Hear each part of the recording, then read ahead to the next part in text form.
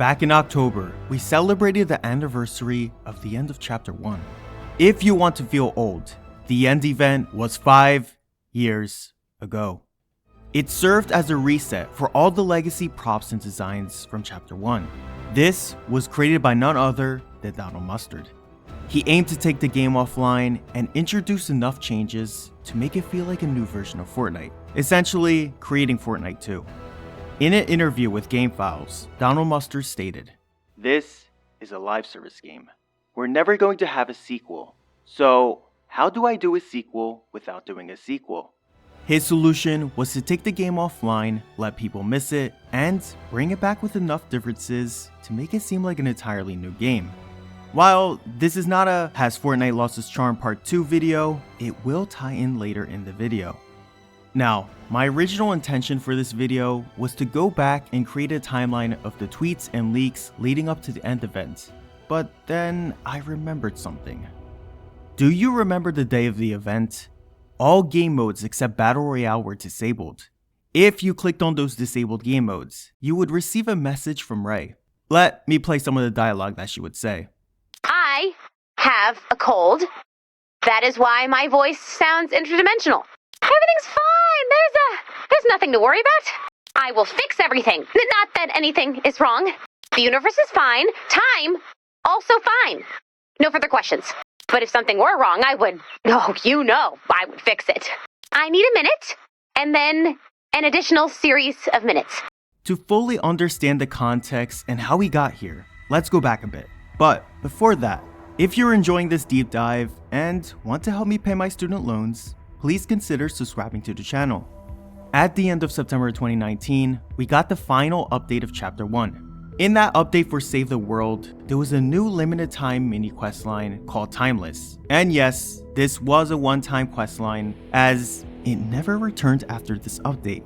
This rarely happens in Save the World. Now, some may argue and say that the Blockbuster questline is part of this limited time event, but it did return in Chapter 2 Season 6, and some of those missions are still available today, like in Chapter 5 Season 1, where Scan the Comet showed up in the Flannel Fall Adventure Zone, but I digress.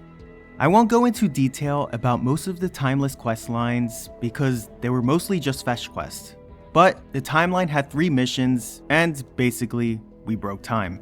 I wonder how that happened. The director just flat out says it in the opening of the mission. So, potential spoiler alert? Depending on where you are in this non-Newtonian time cluster, you broke time.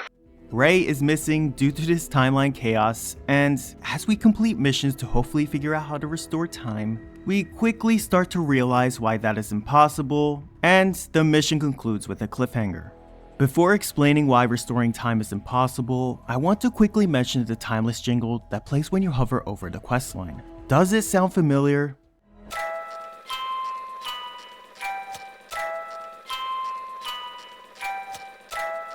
Don't worry if you didn't get it the first time.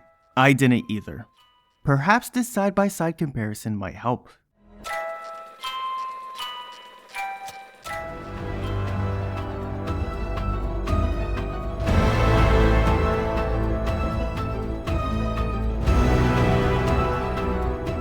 Let's get back to why we can't restore time. In the quest, Vrew Over, we receive some time broadcasts from Ray because she's also stuck in this broken time dimension. She is also trying to restore time, but she hasn't been successful. She doesn't know where to turn. Well, except one person. Or should I say, thing? Yeah, so, I don't know where else to turn, and I am aware of your reputation, but people can be so judgmental. Sure, you look different, but does that make you evil? No. I say it makes you unique. I'm putting all of my cards on the table here. We need help. You are our last hope. We will do anything, and I mean anything, to fix our time. So, name your terms.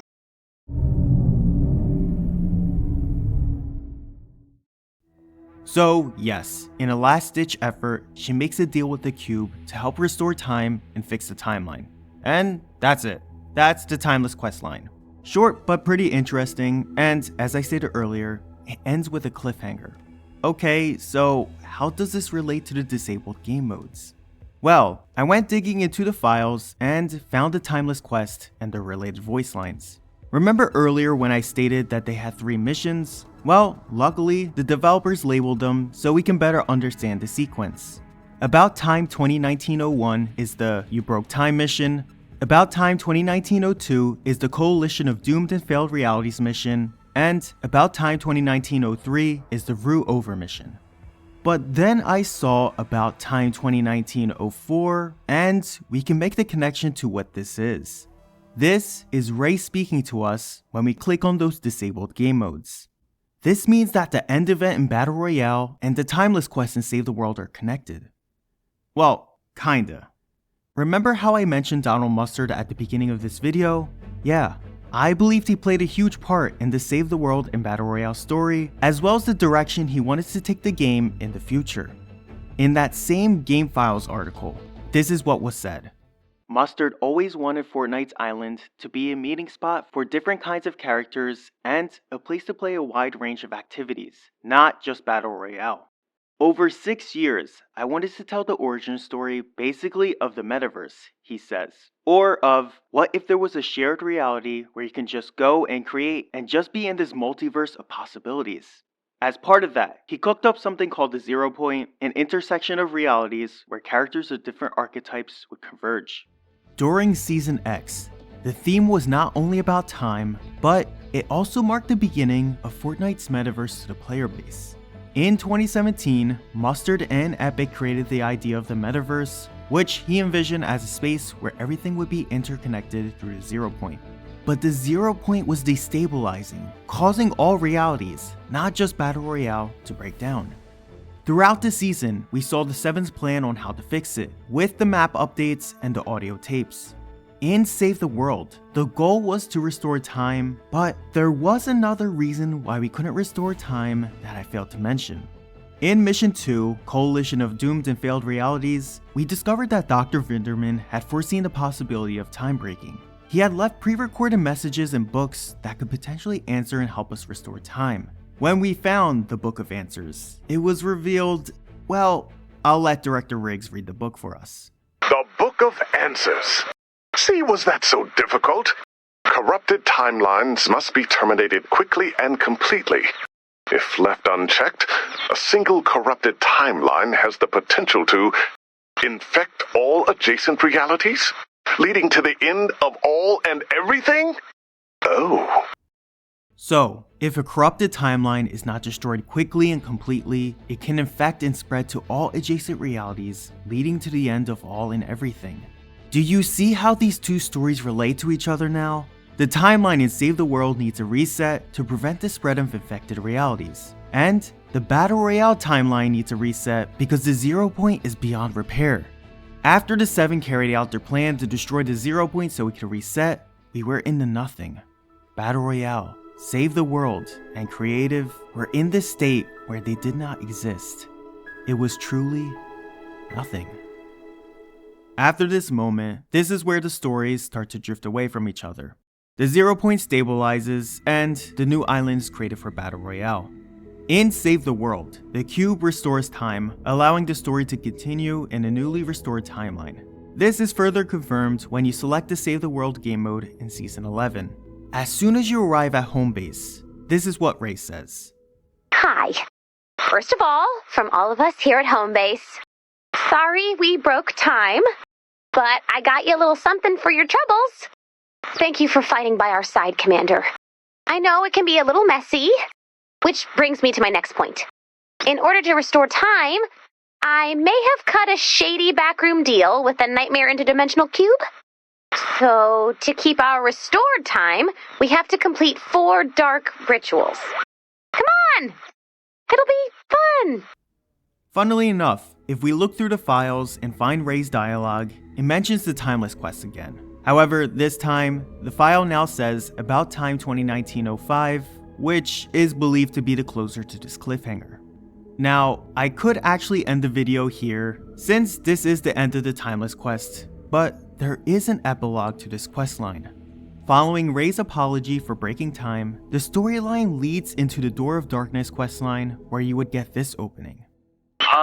Did anyone else stop Like, existing for a while? I'm glad someone finally said something, yes! Our time must have collapsed in upon itself. That's gonna happen. No need to point fingers and shame Dennis's. But it appears Ray's deal with the cube has saved us from our extremely relaxing fate. Yeah, not existing was surprisingly chill. Oh, I miss it with every fiber of my being. Well, enough longing for the exultant joy of not existing. We've got a message from the cube. After that, the story between the cube and time was never revisited, and it seemed like it was simply forgotten. Not only that, but the link between Save the World and Battle Royale never seemed to tie to each other again, which I believed was a missed opportunity. I wanted to create this video because while other videos focused on what Ray said on the day of the event, I found that there was so much more to the story that no one was talking about, and it was so interesting. I want to point out that this is a theory based on listening to the voice lines and how the end event in Chapter 1 played out. Additionally, Donald Mustard's interview with the Game Files suggests that he was on board with the idea of the metaverse, although it may have been different to what we have today. The story involving Homebase and the Cube could have been explored more, including what Ray said to the Cube, the 4 dark rituals, and the loopholes the Cube has planned for us. It's pretty obvious that making a shady deal with a nightmare interdimensional cube would lead to consequences. We only know about one of the 4 dark rituals, which involved visiting Oak Ridge Hollows, but the story seems to have died after that. Fortnite Save the World and Battle Royale had an interesting connection that explored themes of time, realities, and the metaverse. The parallels to these storylines leading up to the end of Chapter 1 hinted at the possibility of Battle Royale and Save the World being connected, with Ray talking to us before the end event and apologizing to us after the event. It's unlikely that we will see a story of 2 game modes be so closely intertwined, yet never come together. I love you all, and I will see you very soon.